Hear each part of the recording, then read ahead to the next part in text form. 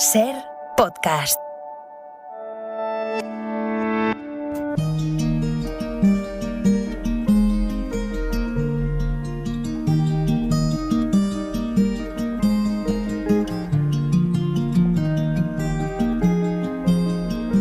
Radio Lindo, una mirada particular para observar y contar. Con Elvira Lindo. Teño un rato que non roe e unha pita que non pon. Teño as ovellas no monte e unha codia no serón. E unha codia no serón. Los jueves a esta hora, Roberto, cuando viene Elvira Lindo, siempre tengo ganas, digo, a ver, la música que trae para preguntarle, para que argumente, para que justifique, no tiene que justificar. Pero yo se lo pregunto. Elvira, buenas tardes. Hola, buenas tardes. Hola. ¿Qué tal? Quería escuchar galego. Quería escuchar, y aparte este cantante que me gusta muchísimo, lo hemos elegido entre Lucía Taboada y yo, que ella es muy gallega. Y justificar, nada, que de alguna manera vamos a viajar a ese rincón de España, porque dentro de unos días se inaugura una de las grandes exposiciones del año. Efectivamente. Yo la he podido ver, mientras estaba montándose, y ahora vamos a hablar de ella, pero es una maravilla. Mira, voy a dar el titular. A Emilia Pardo Bazán la conocimos casi todos en el instituto, ¿no? Yo creo que eso es una evidencia, ¿no? Las clases de lengua, de literatura. Aprendimos que fue una gran novelista, autora de Los Pazos de Ulloa. Bien, sí. Hasta ahí yo creo que llega a todo el mundo. Pero, al menos hablo por nosotros, no aprendimos todas las Emilia Pardo Bazán que había dentro de esa escritora gallega. La cuentista, la ensayista, la que se casó con José Quiroga en Meirás y luego se separó sin dramas. La amante, la joven carlista, la feminista, la conservadora. Todas ellas se van a poder ver efectivamente desde el 9 de junio hasta el 26 de septiembre, o sea que hay mucho tiempo, en la Biblioteca Nacional en Madrid, en una exposición que es inédita y que está comisionada por nuestra invitada de hoy, la historiadora y Premio Nacional de Historia en 2011, Isabel Burdiel, que viene a engrosar la lista del Club de Elvira, el Club El Bidelberg, Club El Bidelberg. Y además en un puesto de honor. No los invites a todos en Navidad, porque... Pero en un puesto de honor, porque la verdad el otro día pude ver la exposición de la mano de Isabel y dices, qué maravilla, este es el tipo de personas que mejoran la cultura de nuestro país. Isabel, buenas tardes. Buenas tardes. Bienvenida, ¿cómo estás? Bien, ¿y vosotros? Bien, bien, muy contentos de poder hablar contigo. Me hizo mucha gracia el otro día que Isabel, al enseñarnos la exposición, decía, a ver si se me va a olvidar algo, porque es la exposición, o sea, la inauguración oficial es esta semana, va a ir la reina, el ministro de Cultura, dice, a ver si se me van a olvidar cosas, porque soy una historiadora sin memoria. ¿Eso cómo puede ser, Isabel? Bueno, es una cosa terrible, tiene que ver afortunadamente con que la historia ya no necesitas aprenderte la lista de los reyes godos para poder ser historiadora, sino intentar entender qué pasó y relacionar causas, consecuencias. Eso es muy afortunado desde el punto de vista del conocimiento y muy afortunado para mí, que tengo la memoria de un pez. Pero no se enseña así, ¿no? Y esa es una carencia, quiero decir. En el colegio, en el instituto, no se enseña cómo hay que saber la historia, como tú nos dices, Isabel, es decir, relacionando, vinculándola con la actualidad, con otros hechos del pasado, sino que todavía se premia mucho la memoria. Yo creo que todavía existe esa inercia, pero tengo la sensación de que eso está cambiando mucho. La nueva generación de profesores jóvenes que han sido formados de otra manera han cambiado. De hecho, esta mañana he estado conectada con el Instituto Luis Vives vía online con un profesor joven, y las preguntas que hacían los estudiantes y él mismo eran muy distintas a las que nosotros hubiéramos tenido que hacer por nuestra formación. Isabel, tú eres historiadora, pero siempre te ha interesado la relación de la historia con la literatura, es decir, mezclar, digamos, distintas disciplinas que antes estaban muy separadas para contarlas a una misma vez. Y hablar de la vida, escribir sobre la vida de Pardo Bazán, es escribir sobre los grandes cambios que hubo en España en el siglo XIX. ¿Cómo fue abordar, porque tú habías recibido el Premio Nacional por Isabel II, cómo fue pensar en hacer una biografía de Pardo Bazán y encontrarte con ese material asombroso?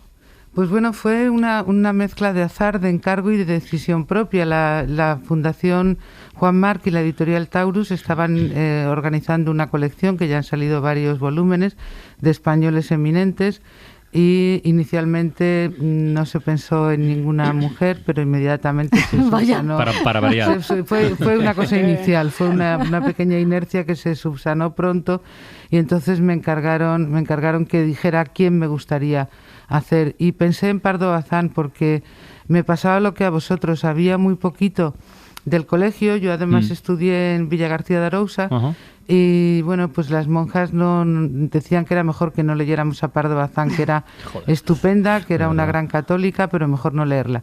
Entonces me quedé con esa curiosidad. Luego había leído cosas interesantes sobre ella y en un salto un poco en el vacío decidí pasar de la era isabelina, que es mi especialidad, y de la historia política, a una historia cultural, una historia política también, porque Pardo Bazán tiene una dimensión política importante. Total.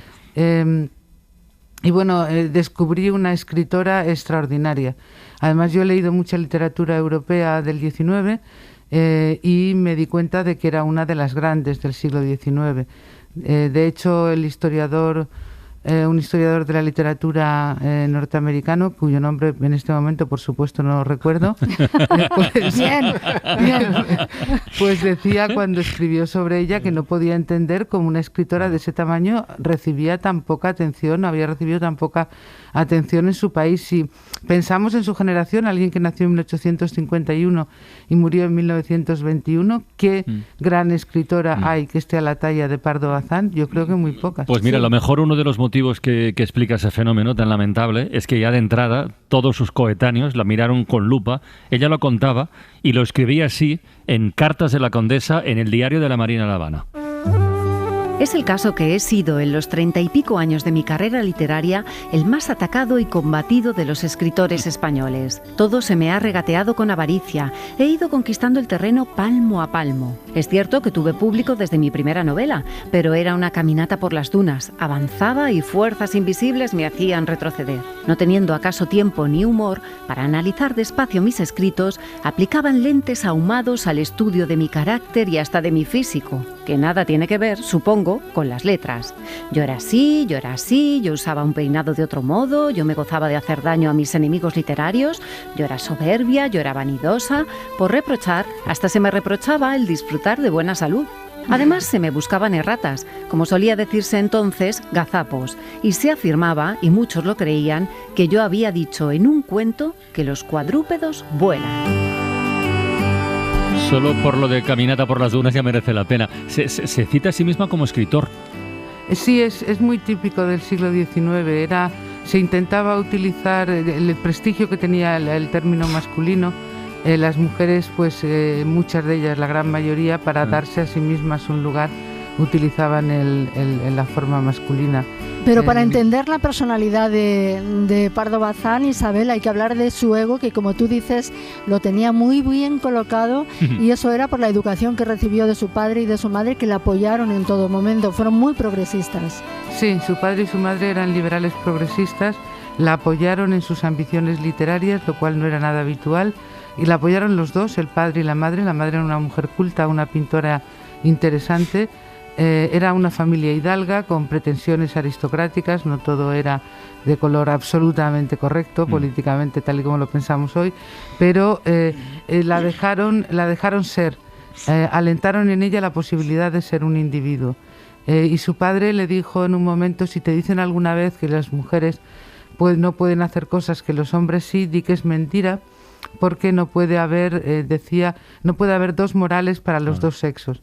Esa autorización del padre en una sociedad patriarcal y de la madre en una sociedad en la que el hogar es tan fundamental fue fabulosa para ella desde todos los puntos de vista. Bueno, fíjate, yo me he enterado hoy, concretamente, que introdujo la palabra, el concepto mujericidio. Mira, en el año 1901, para que lo escuchen los oyentes, lo que escribió en la Ilustración Artística. Dice, siguen, y fijaos la actualidad que tiene esto, siguen a la orden del día los asesinatos de mujeres.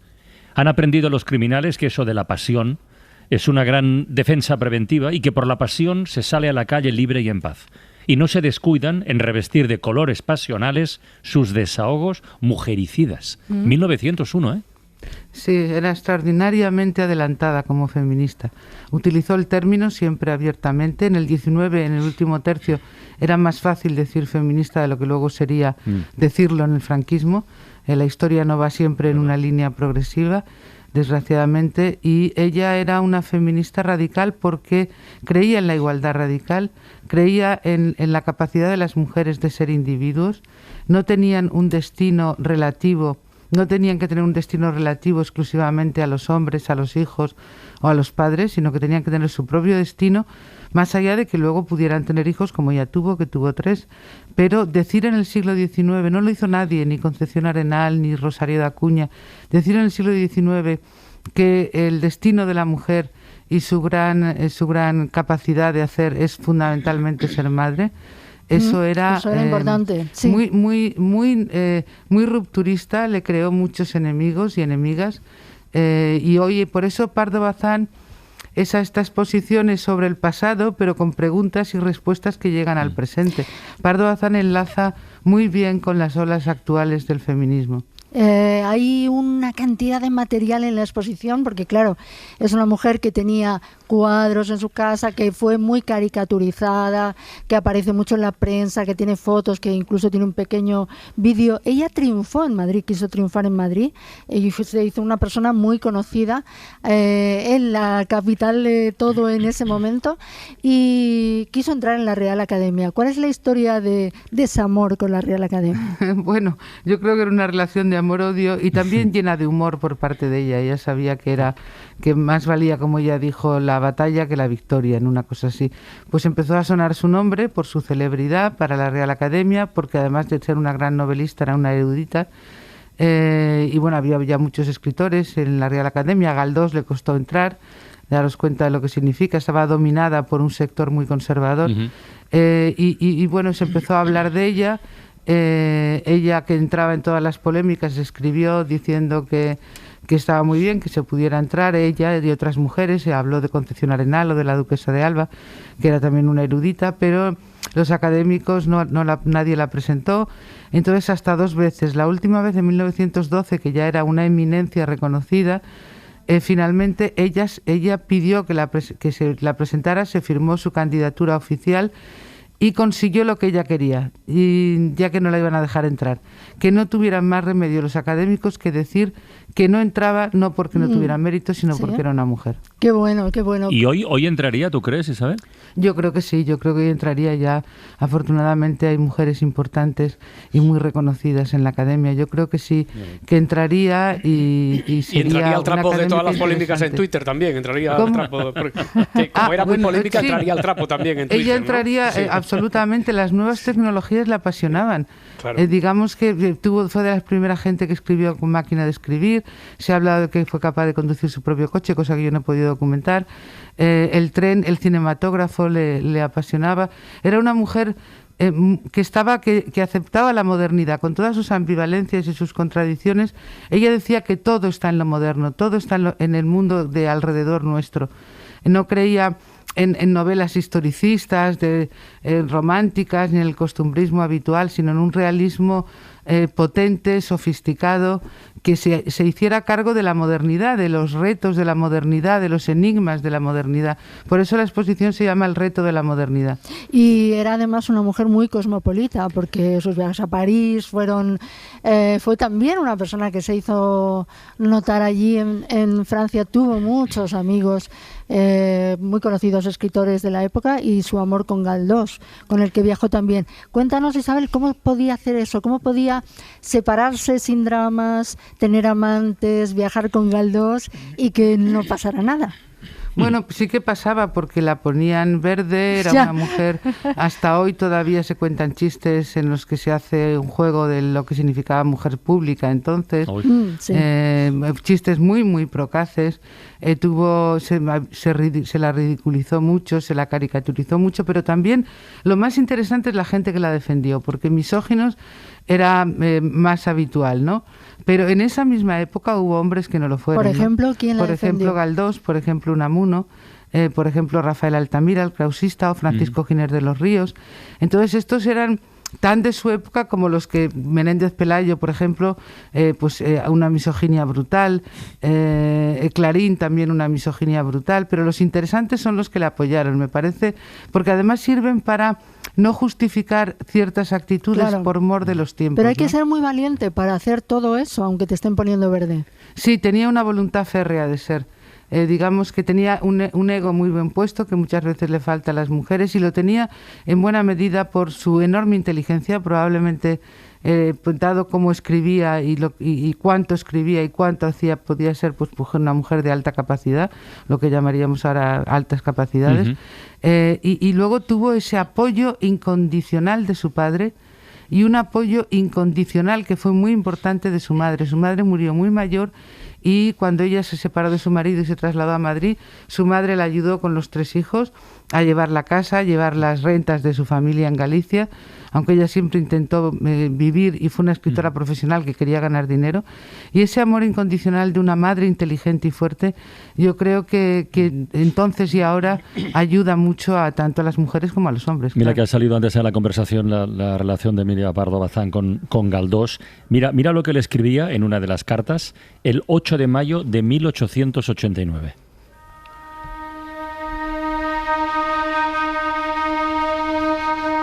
¿Quieres que te diga la verdad? Siempre me he reprimido algo contigo por miedo a causarte daño físico, a alterar tu querida salud. Siempre te he mirado, no te rías ni me pegues, como los maridos robustos a las mujeres delicaditas y tiernamente amadas que tienen con ellas managements. Pánfilo de mi corazón, yo rabio también por echarte encima la vista y los brazos y el cuerpote todo. Te aplastaré. Después hablaremos tan dulcemente de literatura y de academia y de tonterías. Dormirás estos días, Dios quiera que sí. No fumes mucho, no. Qué bonito. Muy bonito. Sí, muy bonito. Mucho amor se ve ahí, ¿no, Isabel? Sí, yo creo que sí, mucho amor, mucho respeto, y admiraba enormemente a Galdós y sentía una enorme ternura por él. Fue una relación corta, complicada, pero mantuvieron la amistad el resto de su vida. Galdós apoyó su candidatura a la Academia. Tenían vidas muy distintas porque tenían entornos sociales también muy distintos. Yo creo que ella lo que quiso, y eso no lo logró a largo plazo, a medio largo plazo, era un amor entre iguales, un amor, digamos, entre dos escritores que se quieren, se respetan, que son iguales.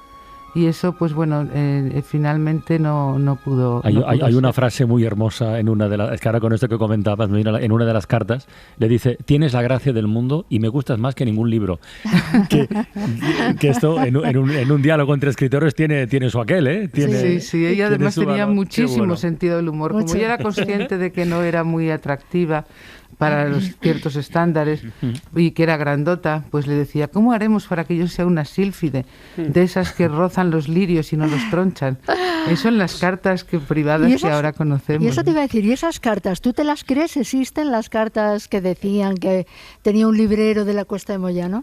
Las cartas que ella escribió a Galdós, sí, porque Galdós las conservó y están editadas. Se editaron en los años 70 y se han reeditado. Las cartas de él yo a me ella... refiero a estas cartas que salieron. Sí, no, a las cartas de él a ella. Yo he intentado hablar con este librero, he intentado hablar con una señora canaria que dice que las tiene, que las ha visto. Ninguno me ha podido dar prueba fehaciente, de manera que hasta que yo, como San Agustín, hasta que no lo vea, no lo creo. ¿Y cómo has acabado después de tanto Pardo Bazán? ¿Cómo va a ser tu vida sin Pardo Bazán ahora? Bueno, pues espero que más tranquila. Tengo la tendencia a sumergirme durante muchos años en un tema o en un personaje, a veces no es biografía, y después necesito descansar y cambiar de aires.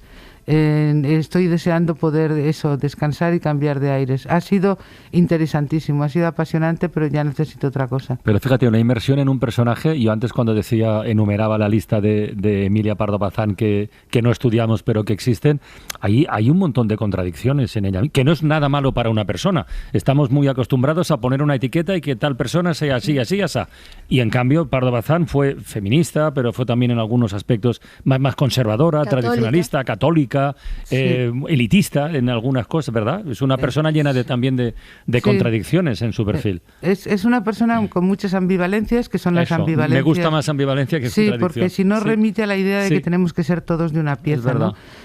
Tenía, pues, el ser católica era una creencia profundamente sentida, pero en el 19, en ese periodo en el que el catolicismo permeaba la sociedad, había muchos tipos de catolicismo, más o menos tolerante.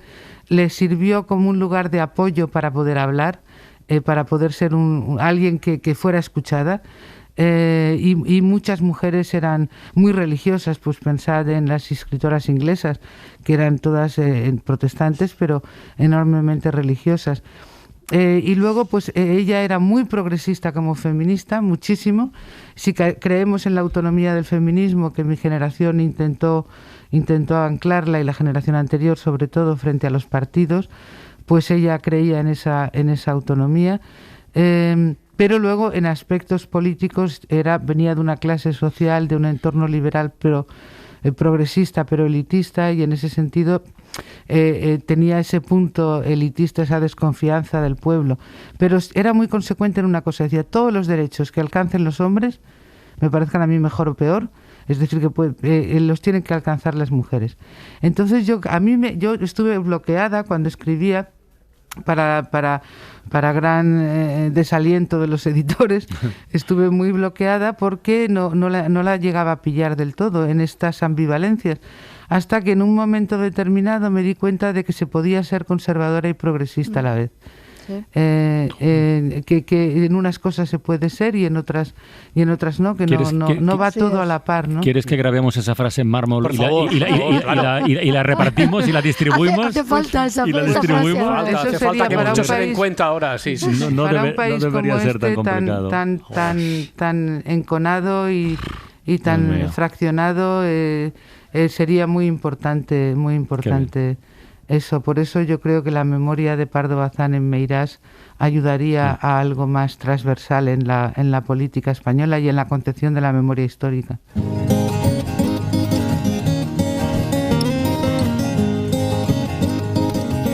Isabel Bourdiel, muchísimas gracias por compartir este ratito con nosotros en La Ventana. Ha sido un placer, de verdad, ¿eh? Para mí también. Ha sido delicioso, y deliciosa es la exposición que hay en la Biblioteca Nacional a partir de la semana que viene. A partir del día 9 se puede visitar. Un beso grande. Un beso, Elvira. Un Hasta beso pronto. para vosotros. Adiós. Que querenza e que emoción da que non pretende nada máis que seguir namorada, mentras que de corazón e quero bailar o ritmo do que vive ilusionado, e cabo do silenciado cantar quero con paixón. Que querenza e que emoción da que non pretende nada máis que seguir namorada, mentras que de corazón. Na, na, na.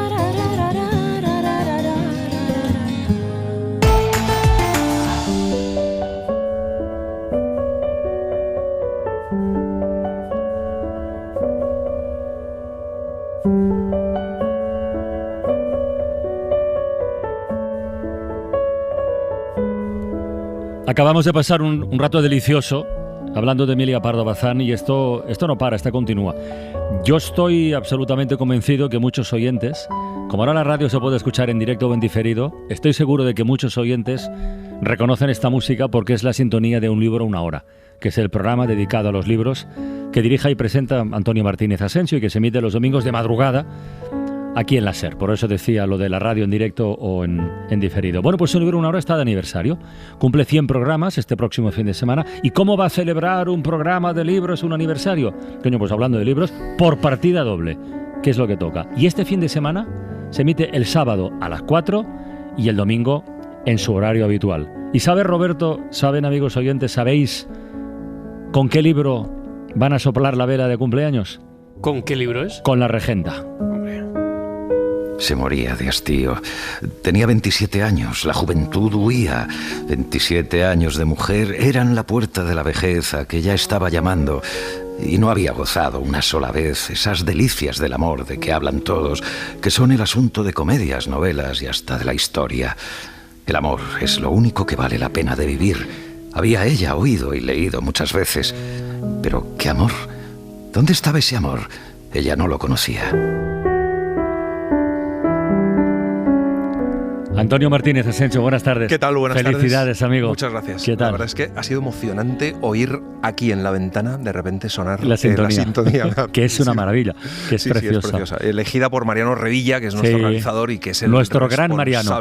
Nuestro es, Mariano. Hay otros, pero este es nuestro Mariano. Es espectacular trabajar con Mariano Revilla y es el que se encarga de la realización y de la música, de darle todo eso que aporta a la historia y entre ellos seleccionó esta buena sintonía. ¿Por qué la regenta para el número 100? Pues porque era un reto, porque llevábamos 2 años diciendo tenemos que hacer la regenta, pero yo sinceramente cada vez que miraba la regenta y sus 800 páginas, mágicamente encontraba otro título siempre enseguida, decía vaya broma, vamos a hacer este otro mejor.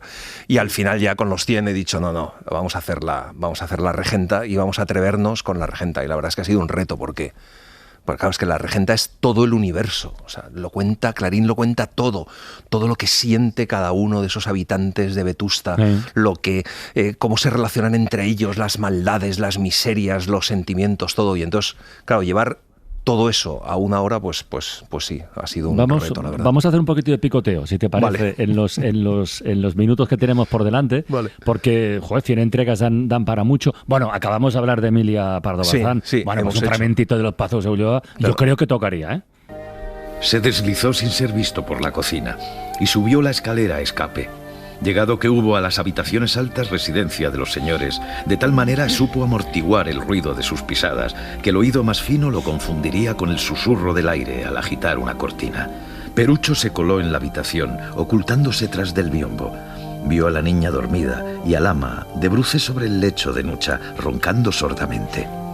Perucho la tomó como quien toma un muñeco de cristal, muy rompedizo y precioso, sus palmas llenas de callos y sus brazos hechos a disparar certeras pedradas y a descargar puñetazos en el testuz de los bueyes, adquirieron de golpe delicadeza exquisita, y la nené, envuelta en el pañolón de calceta, ni gruñó siquiera al trocar la cama por los brazos de su precoz raptor.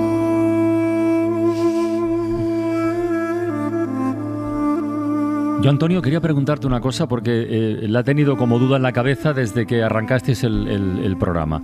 Un libro, 1 hora, se dirige a quienes han leído ya lo que proponéis ese día, a los que no lo han leído, a todos. Porque claro, esto, a ver... Pues esto era un miedo que teníamos. La radio tiene un sabor especial, tiene un encanto muy particular, ¿no? Y estos fragmentos que están sonando, estoy absolutamente convencido que hay mucha gente diciendo, joder, esto me suena o esto me gustaría leerlo. Pero ¿a quién os dirigís fundamentalmente? Mira, nuestro miedo era que la gente no quisiera leer después de escuchar el programa y lo que queremos es que la gente lea. Claro. Y nos está pasando muchísimo que la gente dice, acabo de escuchar el programa y me voy a comprar el libro. Me entran ganas de... Sí, eso es fantástico. Está bien, luego hay otro tipo de gente que nos escribe que nos dice, solo escucho los programas que me he leído, entonces por eso les gusta que les contemos qué vamos a contar para leerlo antes. Yo tengo otro miedo que es diferente y es que no sé si escucharos porque es que después estoy obligado a leerlo, Antonio. Claro. Y luego pasa mucho que estos clásicos normalmente se han leído hace tiempo y de repente los has leído cuando eras joven, entonces te entran ganas otra vez de leerlo porque te recuerdan ciertas cosas. Yo animo a la gente a que lo lea, porque además siempre digo, siempre terminamos diciendo, así les hemos contado. Quiero decir, nosotros les contamos una versión, fíjate la que hemos hecho de la regenta. Hemos elegido cómo contaros la regenta, pero la regenta hay que leérsela de cabo a rabo, porque es un placer. Entonces nosotros tal vez lo que queremos es despertar, darles a probar para que se lancen a leer. Es que además 1 hora es... Hoy leí una entrevista con un pedagogo que decía que cualquier capítulo de aprendizaje más allá de 45 minutos empieza a entrañar dificultades para el receptor, por el tiempo en el que vivimos y por la prisa y la velocidad y los fogonazos y todo, ¿no? Por tanto, me parece que es una duración muy adecuada. No te quedas corto, pero te quedas con ganas, que es de lo que se trata. 1 hora. Mucha gente dice, me voy a pasear. Es verdad que 1 hora es como, ando 1 hora todos los días. Pues sí, 1 horita es verdad. Es una buena unidad de tiempo. Muy buen amigo, mi amigo Eduardo, que dice, escucho 30 minutos al ir a currar y 30 minutos al volver. A la vuelta. Entonces eres como por capítulos. Mira, seguimos con el picoteo porque antes comentábamos con la invitada de Radio Lindo qué actuales y qué vigentes son algunas de las reflexiones de Emilia Pardo Bazán. Bueno, en Fahrenheit 451. Bueno, yo quiero, atención oyentes, escuchad esto, a ver si os creéis que no está escrito anteayer. Si no quieres que un hombre se sienta políticamente desgraciado, no le enseñes 2 aspectos de una misma cuestión, pues le preocuparás. Enséñale solo uno. O mejor aún, no le muestres ninguno. Haz que olvide que existe una cosa llamada guerra. Dale a la gente concursos que puedan ganar recordando la letra de las canciones más populares. Atibórrala de datos no combustibles. Lánzales encima tantos hechos que se sientan abrumados, pero totalmente al día en cuanto a información. Entonces tendrán la sensación de que piensan, de que se mueven sin moverse, y serán felices porque los hechos de esta naturaleza no cambian. No les des ninguna materia delicada como filosofía o sociología para que empiecen a atar cabos. Por ese camino se llega a la melancolía. Ray Bradbury no era escritor, era profeta. Era profeta. Era profeta. 1953. Se confirma que tenía una máquina del tiempo. Con es alucinante. Describe Twitter, o sea, describe muchas de las cosas que están pasando. A mí es de los que más me han impresionado volver a leerme, porque Twitter habla mucho de cómo se va a ir concentrando la información y cómo la información se va a ir dando en píldoras cada vez más pequeñas. Y claro, es que es casi una descripción de Twitter, y en muchas otras cosas, la verdad es que es terrorífico. Hemos hecho, la verdad es que son muy vigentes todas las distopías. Las distopías, 1984, claro. Que sigue siéndolo un mundo feliz, un mundo feliz, que es tal vez la que peor ha envejecido. Sí. Y bueno, está Fahrenheit 451, que es espectacular sobre estos seres que recuerdan libros y que han huido de esa civilización que quema sus libros, y que cada uno recuerda a uno. Son como una biblioteca andante. Y entonces dicen, sí, este libro... y hablan a veces de la Biblia. Si no, de Deuteronomios está uno que vive en no sé dónde, y saben dónde vive cada uno, y cada uno se ha aprendido un libro de memoria que dicen que recuperarán en algún momento de la historia cuando vuelvan los libros a predominar. ¿Te ha gustado ese piropo que Emilia Pardo Bazán le lanza a Galdós en la carta de "me gustas más que ningún libro"? Me parece maravilloso, o sea, me parece el mayor, vamos. Hay un chiste de libros, ¿no? Que dice, es una pareja que dice, ¿me quieres? Dice, mucho. Dice, más que a mis libros. Dice, bueno, no me presiones.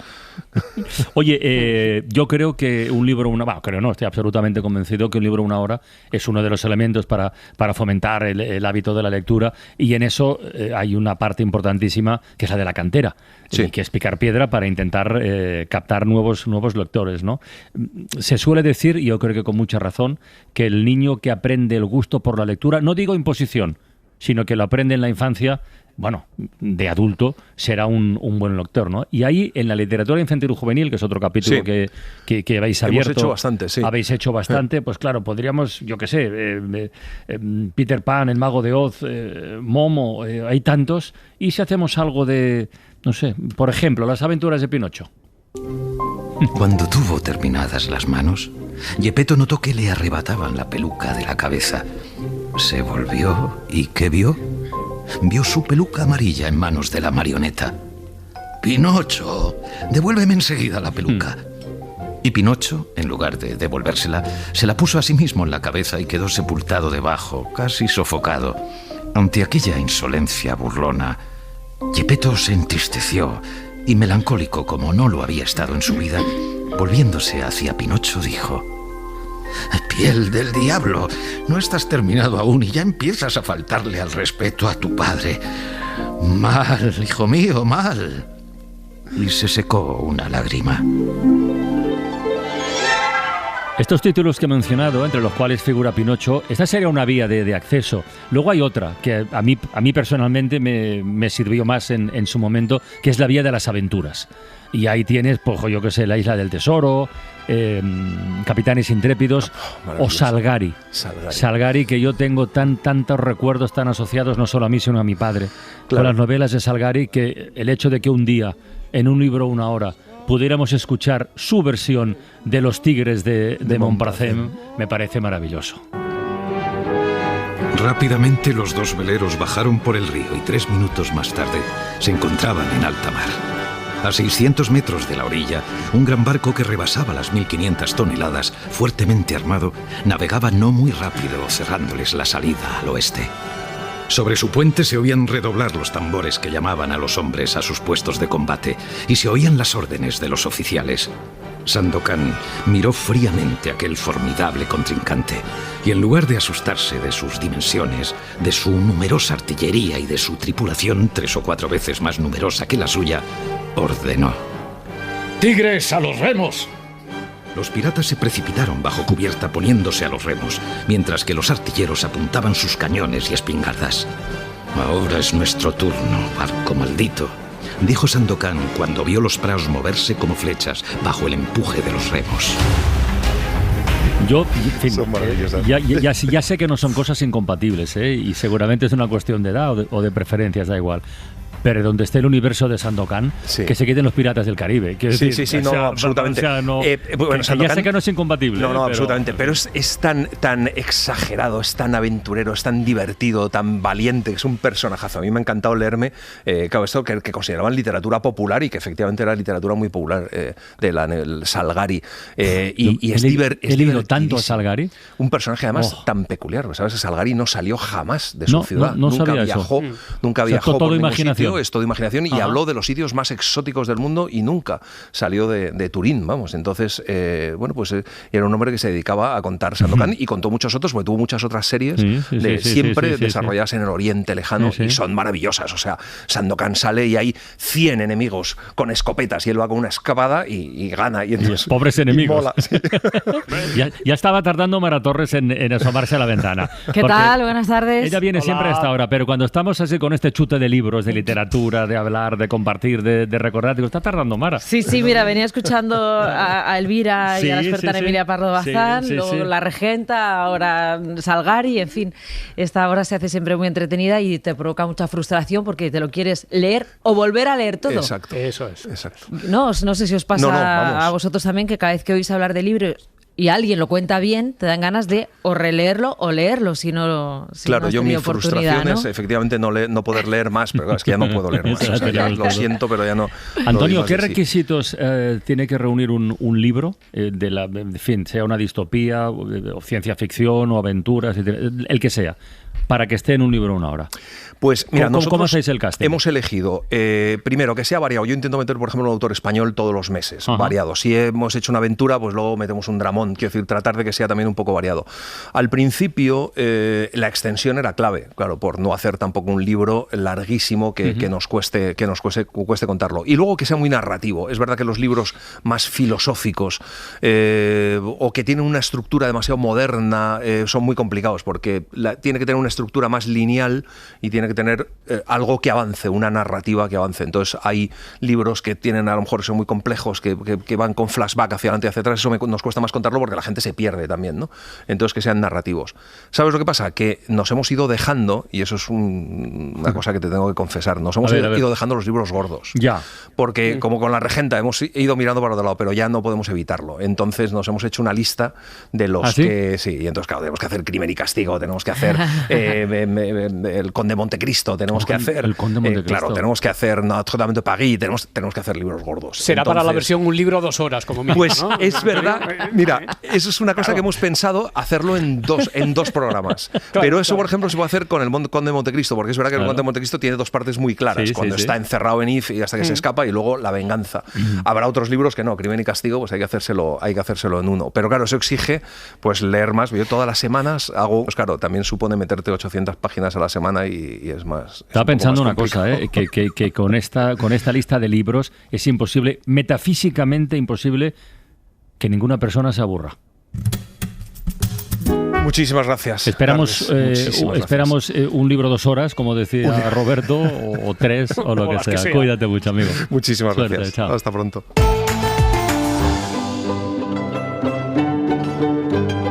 En La Ventana acontece, que no es poco, un relato personal de la historia, con Nieves con Costrina, Cadena SER.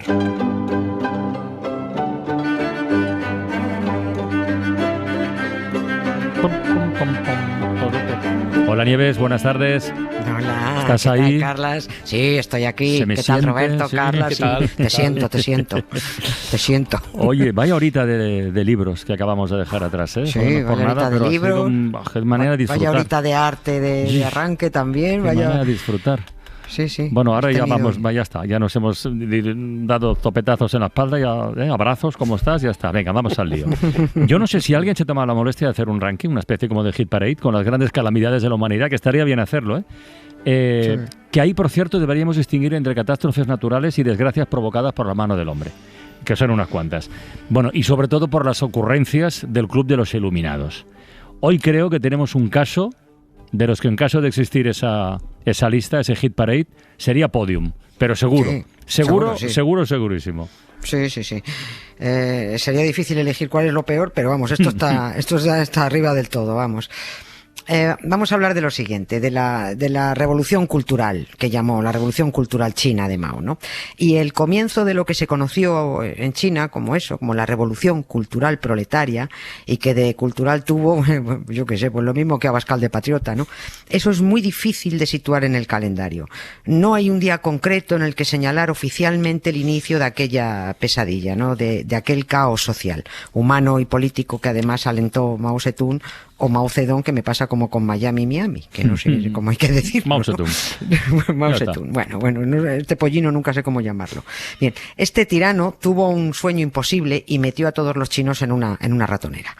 A decir de los expertos, el 3 de junio de 1966 podría ser la fecha para situar el arranque de la revolución cultural china.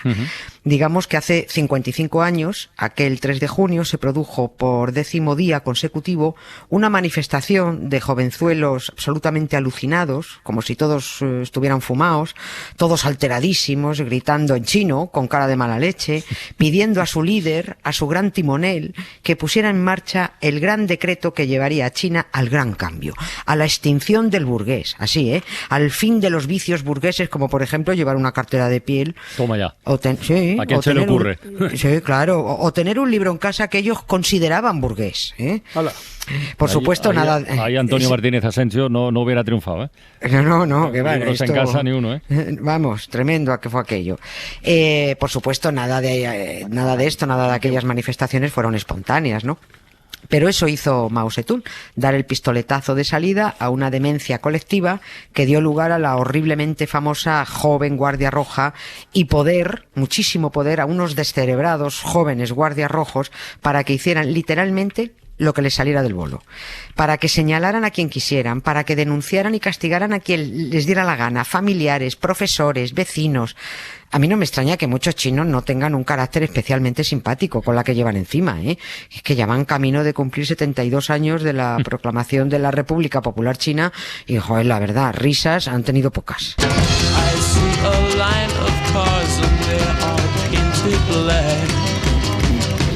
Flowers and my love hope never to come back. I see people turn their heads and quickly look away. Like a newborn baby, it just happens every day. Mira, esta es música del año 1966, que no creo que sonara en la China de Mao. Nada, pero nada. Es el resto del mundo, quizá. Suena muy burgués. Es música de ese año. Oye, ¿y todas esas manifestaciones de jóvenes orquestadas para hacerlas pasar por espontáneas, por qué? O sea, ¿el motivo de fondo cuál era? A ver, ¿quién lo supiera? A ver, entrar en la cabeza de un tirano para intentar entender algo es imposible, ¿no? Ya. Porque los delirios de un tirano en su cabecita loca funcionan, pero fuera no se sostienen. Y Mao Zedong fue de delirio en delirio, ¿no? Para intentar entender algo nos tenemos que ir 8 años antes de esta histeria colectiva de jóvenes chinos. Hay que irse a lo que Mao llamó el gran salto adelante. ¿Qué era esto? Pues uno de esos delirios que se le metió entre ceja y ceja a Mao en 1958 para convertir China en una potencia industrial en tiempo récord. Una industrialización acelerada para dejar atrás a todos los gigantes industriales del mundo que ya llevaban décadas ellos, incluso siglos trabajando en ello. Bueno, pues los quería dejar a todos atrás en nada, en un mojón de tiempo, ¿no? Por supuesto, para ese gran salto adelante no había un plan. Solo había castillos en el aire, planes irrealizables, ideas geniales que acabaron en desastre. Y cuando en China se habla de desastre lleva implícito muchos millones de muertos, ¿eh? El gran salto acabó siendo al abismo, porque por una serie de horribles decisiones se produjo la Gran Hambruna, conocemos de los libros de historia, durante la cual China reconoce que en 4 años murieron 23 millones de personas. Es mentira, se sabe que murieron entre 43 y 46 millones de chinos, ¿no? En este episodio se incluye un tema del que ya hablaremos en algún momento, amiguita, que fue el exterminio de todos los gorriones de China. ¿Cómo? ¿Perdona? Todos los gorriones, sí, los pi, los pío, ¿no? Sí. Bueno, pues el exterminio total. Esto no me voy a ir esta temporada sin contarlo. Y esto trajo consecuencias que nadie pudo imaginar. El estrepitoso fracaso de este experimento industrializador, el desastre económico, y luego unido a que China se había enfadado con el único aliado que le podía echar un cable, que era la Unión Soviética, pasaba por un momento de muy malas relaciones, pues provocó un debilitamiento del liderazgo de Mao, ¿no? Ya, de ahí que se incentivaran, que se organizaran movilizaciones para reactivar ese liderazgo perdido, ¿no? Movilizaciones de jóvenes. Eso es, exactamente. Claro, cuando la maquinaria propagandística se pone en marcha, pues ya se sabe, ¿no? Banderas, manifestaciones, patria, y el borrego va solo. Tú pones eso y el borreguillo va. Y las fechas, vamos a ver qué bien cuadran. Ese gran salto adelante que empieza en 1958 y termina en fracaso y en tragedia en 1962, pilla a Mao con 70 tacos. Y ya se sabe que los tiranos nunca piensan en retirarse. Mao, Franco, Hitler, Mohamed VI, Stalin, Hassan, o los echas, o los matas, o se mueren en su cama. Y Mao Zedong necesitaba reforzar su liderazgo pero utilizando a los jóvenes, ¿no? A esto hay que unir la publicación del famoso libro rojo de Mao. Todo esto va juntico, con todos sus discursos y todas sus gilipolleces, que publica además el gobierno chino en 1964 y cuya lectura, ojo, era obligatoria en casa, obligatoria en el partido, en el ejército y en el colegio. O sea, si cualquiera se hace un escritor de éxito, mira tú, ¿no? Todos los jóvenes llevaban en el bolsillo el pequeño libro rojo de Mao, y los jóvenes se convirtieron en una herramienta de represión. Dijo Mao, a esto lo voy a usar yo. Se les dio carta blanca. Y si tú le das carta blanca a una masa de millones de estudiantes de secundaria y universitarios, pues te montan un botellón e inmediatamente después una masacre. Dar poder a millones de jóvenes de 14 años, de 16, de 18 años, fue otro de los delirios del gran timonel. Y claro, le funcionó.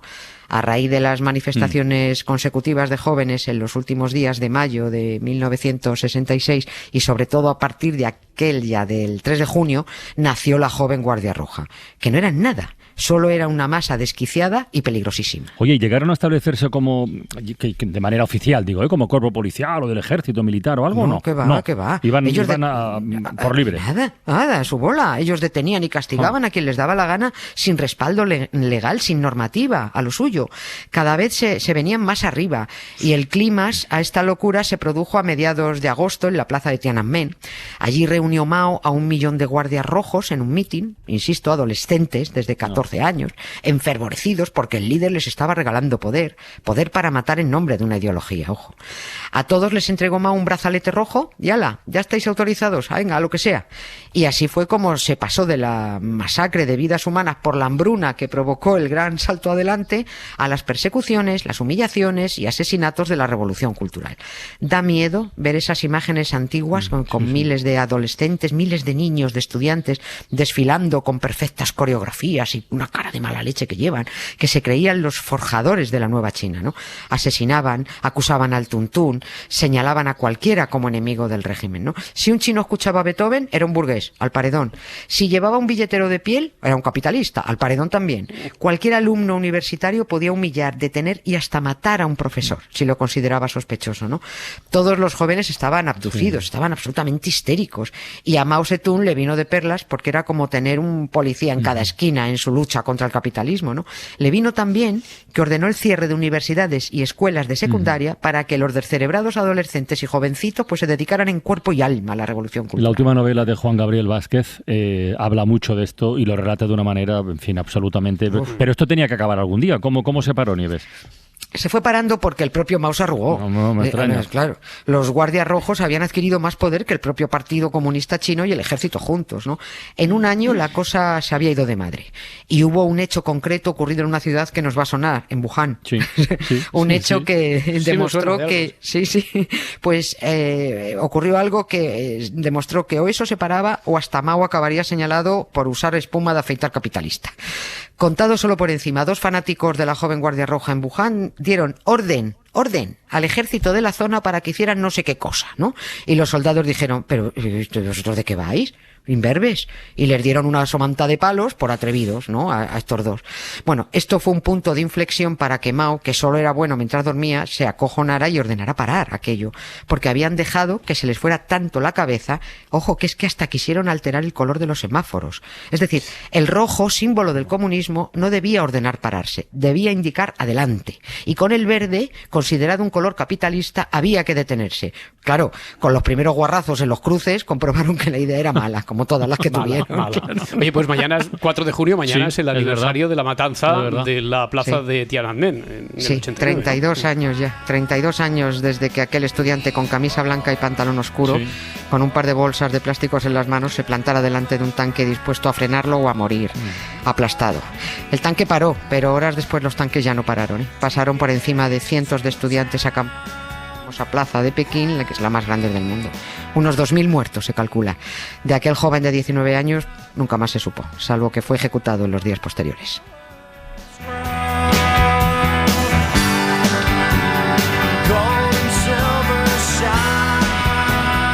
Y Rem se inspiró en los hechos de la plaza de Tiananmen para componer esta canción. Nieves, hasta el próximo lunes. Pasadlo bien en el luchódromo. Adiós. Lo que queda del día. Con Isaías Lafuente. Estaba pensando, Isaías, Roberto, en lo que nos acaba de contar Nieves con Costrina de la Revolución Cultural de Mao. ¿Cuántas desgracias y cuántas calamidades nos hubiéramos ahorrado en toda nuestra historia con un poquito de amabilidad? Sí. Solo con más cosas también, pero también con un poquito de amabilidad.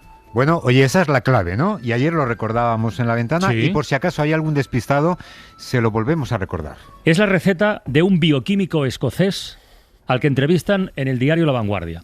Se llama David Hamilton y asegura que ser amable reduce la depresión, la ansiedad, el estrés y además rejuvenece. Pues así de simple la receta, y horas después entendimos por qué Ancelotti, de nuevo entrenador del Real Madrid, se conserva tan bien el hombre. Fue en su primera rueda de prensa ante la pregunta de nuestro compañero Antón Meano. Señor Ancelotti, ¿qué tal? ¿Cómo está? Muy buenas tardes, Antón Meana de la cadena SER. Quería saber... Qué gusto verte, qué gusto verte. Lo mismo digo, Carlo, un placer volver a verle y que tenga usted mucha suerte. Es mejor que me llama Carlo, no señor Ancelotti, porque parecía que soy muy viejo, pero no es verdad, soy muy joven. Todavía muy joven. Todavía muy joven, solo le faltó decir gracias a la amabilidad. Bueno, y además de la amabilidad, respondió a todas las preguntas que se le hicieron sin escapar de ninguna. Parecía un extraterrestre, así que viva la amabilidad. Y además, cuando esta se adereza con sentido del humor, la receta ya es mágica. Esto es lo que hizo Jorge, un sanitario del SAMUR aquí en Madrid, que entretuvo de esta manera en el Wanda a esos vacunados que después tienen que estar 15 minutos sentaditos allí después del pinchazo. Bueno, pues hizo esto.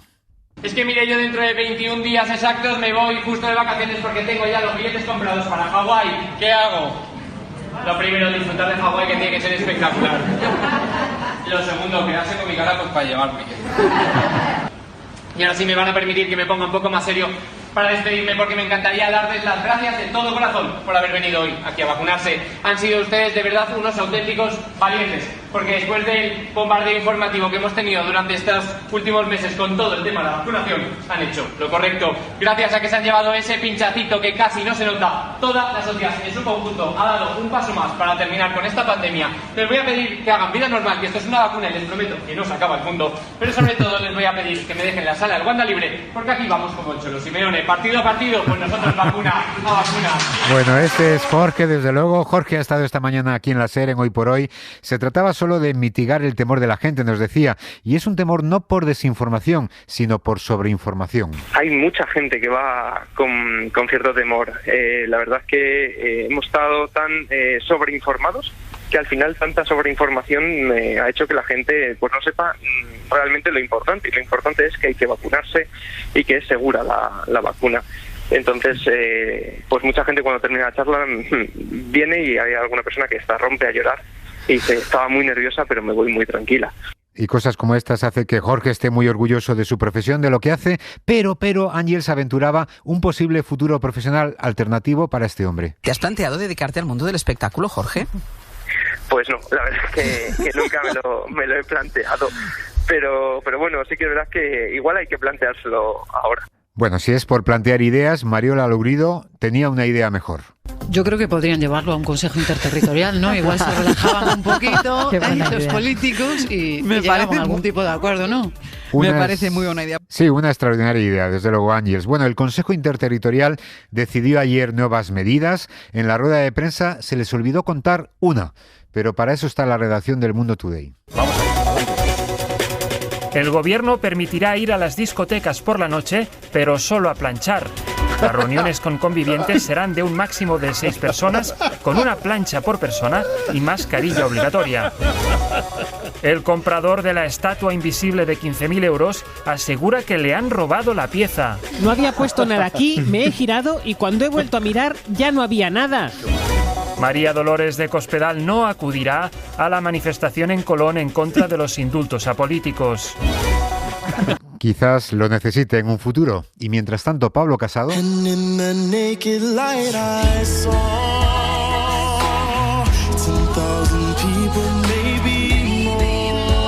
Ayer conocimos también la imputación de María Dolores de Cospedal, mentora de Casado, cuando optó a la presidencia del PP.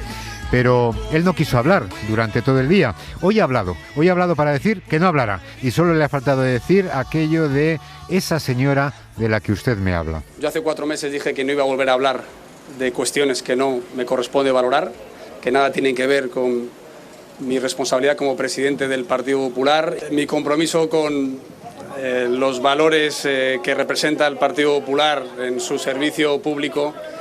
Siempre han estado vinculados a, como dije hace 4 meses, a hablar de lo que yo puedo valorar y lo que a mí me corresponde valorar y no de cuestiones de las que no tengo ninguna información. Esa es la respuesta que dio a la pregunta sobre si iba a tomar medidas en el partido, porque él es el presidente del partido, contra Cospedal, y a esa pregunta pues algunos ciudadanos han increpado a la periodista que la hacía. Hoy tenemos uno de esos sonidos significativos. A ver. Sonidos que reflejan una situación y dices, bastaría con poner esto, ya tienes la tarde hecha. Hoy tenía Pablo Casado un acto público y en ese acto público los periodistas le han preguntado por Dolores de Cospedal, su imputación. Había simpatizantes del Partido Popular en ese acto. Esos simpatizantes han comenzado a gritar contra los periodistas, a increparles. Gritaban, Casado no tiene nada que ver con eso, eso es de los de antes. Lo interesante no es lo que suceda con algunos simpatizantes, lo significativo es la reacción del líder político. El líder político puede decir a sus seguidores, no, perdón, un segundo. El más idiota de los periodistas tiene derecho a preguntar, yo le voy a responder, aunque no esté de acuerdo, porque no estoy de acuerdo, pero doy mi vida para que él pueda decirlo. Eso sería la respuesta del líder liberal. Las dos cosas, líder y liberal. Hay otra opción. La otra opción es que Pablo Casado dé la razón a los que abuchean a los periodistas, que dijeran, muy bien, así me gusta. Eso sería más de líder torrentesco. Hay momentos en los que un líder se define a sí mismo con sus actos, con su comportamiento. ¿Qué ha hecho el líder político del centro derecha liberal en España? Bueno, estoy bastante de acuerdo con esos caballeros. Toma ya. Está de acuerdo con los caballeros. Lárgate porque me he levantado con unas ganas de reventarle la cara a alguien. Bueno, en la vida política vamos de polémica en polémica, pero hay otras fuera del ámbito político. Cuando el ruido regrese, con musgo entre los dientes. Ya llegamos a la tranquilidad. María Llopis, por ejemplo, ella es artista, es escritora y es profesora de arte. Y ha llevado a sus alumnas de la Escola Massana al Museo Picasso de Barcelona con camisetas que denuncian que Picasso fue un maltratador. Era una actividad académica porque dice que ella no está a favor de la cultura de la cancelación. No a la cultura de la cancelación, pero al mismo tiempo... Sí, a separar obra del artista, por supuesto. O sea, la obra de Picasso es un legado y ahí la tenemos y es maravillosa y estupendo. Aquí no hay debate posible. Pero es verdad que lo que ella señala de este endiosamiento que se hace de determinadas figuras y de este perdonarles lo que sea, ¿sabes? Yo creo que sí que hay que señalar las cosas como son. Sí. Bueno, es una polémica recurrente, hay opiniones para todos los gustos y la polémica está muy bien, pero la verdad es que la polémica se minimiza cuando nos enteramos, nos lo ha contado María en La Ventana, que desde que se produjo esta actividad está recibiendo amenazas de muerte. Recibiendo amenazas de muerte, me han cancelado la cuenta de IG. ¿Has dicho amenazas de muerte, María? Es que estoy recibiendo mogollón de odio.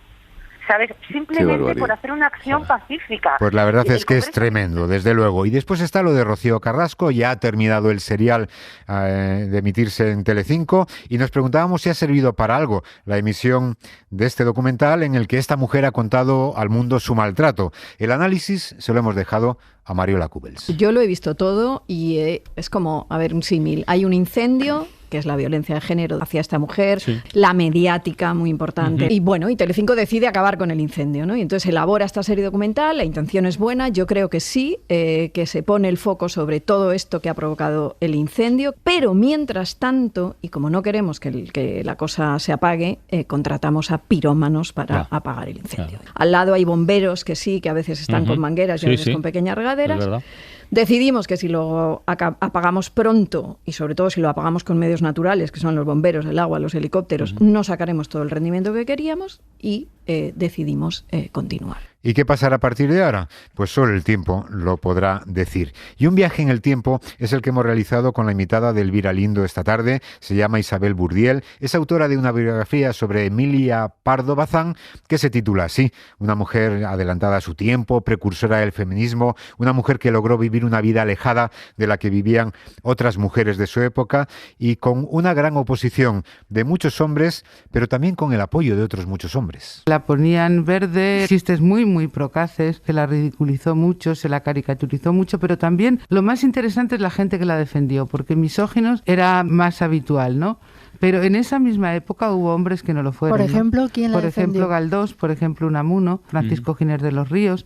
Entonces estos eran tan de su época como los que Menéndez Pelayo, por ejemplo, una misoginia brutal, Clarín también una misoginia brutal, pero los interesantes son los que le apoyaron, porque además sirven para no justificar ciertas actitudes por mor de los tiempos. Eso es, muy interesante la biografiada y la biógrafa. Y bueno, no nos olvidamos por supuesto de la factura de la luz, que ya está provocando hasta cambios sociológicos. Vamos a ella, sí, empezamos con la factura de la luz, que está cambiando nuestros hábitos. Tuitea Menta Polemic. Papá, tengo miedo y no me puedo dormir. ¿Puedes dejar la luz encendida? Bueno, pues tú eliges, o no pasar miedo o ir a la universidad. Vamos a hablar con este diálogo de El baúl de la Loreta, que es útil para cuando vas de visita. ¿Qué quieres tomar? ¿Tienes agua de la nevera en una botella de la que morráis toda la familia? Sí. Vale, pues tráeme una cerveza. Bueno, las tuiterías y el humor nos ayudan a sobrellevar esta época tan tensa que a veces dan ganas de emigrar. Y ya puestos, pues podríamos ir a Venus. La NASA ha anunciado que enviará dentro de 7 años 2 nuevas sondas espaciales a este planeta para poder analizar su atmósfera y comprobar si realmente pudo haber allí vida. Carlos Briones, investigador del CSIC en el Centro de Astrobiología, nos decía: Venus era un planeta habitable hace unos 4.000 millones de años, igual hasta hace 2.000 millones de años. Es decir, durante la mitad de su existencia, Venus ha podido tener agua líquida en su superficie. Y por tanto, un planeta que se parece mucho a la Tierra y estaba dentro de la zona de habitabilidad, nada impide que surgiera la vida en Venus, tal como surgió en la Tierra. Otra cosa es que haya podido permanecer allí, porque ese efecto invernadero pues lo ha convertido en un infierno, ¿no? Pero Venus sigue siendo un muy buen candidato, entonces hay que ir más a menudo y estas dos misiones, que son muy complementarias, van a ayudar. Y Juanjo Tellez, que estaba tomando café con nosotros, ha hecho una propuesta por si acaso se atreven a mandar un astronauta. Yo soy más de ir a Venus que de ir a Marte. Marte es el dios de la guerra y Venus es del amor, y aunque sea en un barco ahí. Lo que recomendaría que para el viaje a Venus utilizaran astronautas de Écija. Antonio Yélamo, por ejemplo, sería un buen astronauta, porque están acostumbrados a esas temperaturas. Yélamo, calienta, ¿qué sales? Bueno, y vamos acabando, que tenemos que coger el tren a León. Mañana nos veremos con muchos oyentes que de alguna manera también son amigos nuestros. Y Luis Alegre pues se los trae cada semana, y hoy ha traído a una amiga que es princesa, Teresa Perales, que estaba asombradísima cuando ayer conoció el premio. Asombradísima, y me quedo corta, porque otros años yo había sido candidata, sabía que alguien me había propuesto. Este año no tenía ni la más remota idea. Sabía que ayer se reunía el jurado porque lo había leído en los periódicos, y me enteré de la manera pues más absurda a la vez, sentada en el sofá de mi casa, porque como estoy lesionada no estaba entrenando, y por eso pude coger el teléfono. Sí, porque soy de las que tiene la mala costumbre además de no responder si no conoce el número de teléfono. Exacto, y mira, ayer hice bien. Teresa Perales, Premio Príncipe de Asturias por ser la reina de la superación, del sacrificio, del éxito, ganadora de 26 medallas paralímpicas, olímpicas. Bueno, una vida marcada por un gol, el famoso gol de Nayim, gracias al cual el Real Zaragoza pues conquistó la Recopa de Europa en el 95. A 45 segundos del final, ya menos, el balón para Nayim, y Nayim lo que ha intentado es... ¡Tira Simón! ¡Gol! Y aquel día lo tiene marcado Teresa Perales en su memoria, y no solo por ser zaragocista. Y para mí el momento fue además muy especial porque además de estar feliz por mi equipo, de camino a casa es cuando empezó ya los primeros síntomas de la enfermedad, que pues en poquito tiempo me dejaba sentada en una silla. Es la última vez que recuerdo ir corriendo, ir saltando, bueno, pues eso, con la felicidad más absoluta, pues de estar ahí pues con los amigos y eso, y por el equipo. Después llegó el duelo, la asunción de lo que le pasaba y, sobre todo, el compromiso firme de que aquello no le iba a hundir la vida. Tuve que pasar mi duelo por la pérdida de la movilidad, por lo típico de no entender por qué me estaba pasando esto, porque a mí otra vez, en fin. Sí que recuerdo que de pronto un día me di cuenta que había dejado de mirarme los pies, que era lo primero que hacía todas las mañanas cuando me levantaba. Yo me miraba los dedos. Venga, va, chicos, ahora, venga, vamos. Y de pronto un día dije, ostras, ¿cuántos días hace que no me miro los pies? Y supongo que en ese momento es cuando ya había pasado página. La vida te va sacando, ¿no? También. Y cuando te dejas llevar, pues va saliendo a flote. Es lo mejor de cuando ya has tocado fondo, solo te queda ya rebotar hacia arriba. Bueno, pues todo un ejemplo, el de esta princesa de Asturias. Fíjate, además, venirse arriba, salir a flote, remontar. Mañana abriremos la ventana en un sitio donde creo que estos conceptos también sirven. Mañana estamos en Riaño, Montaña de León. ¿Qué música queréis para cerrar? ¿Montaña o León? O lluvia, porque creo que va a llover. ¿Montaña o León? Montaña. No.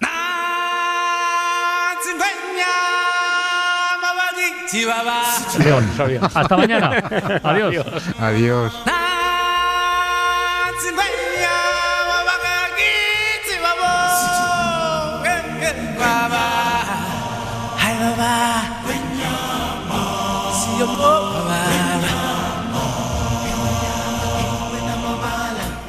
Suscríbete a La Ventana. Todos los episodios y contenidos adicionales en la app de Cadena SER y en nuestros canales de Apple Podcast, Spotify, iVoox, Google Podcast y YouTube. Escúchanos en directo en la SER de lunes a viernes a las 4 de la tarde. Cadena SER. La radio.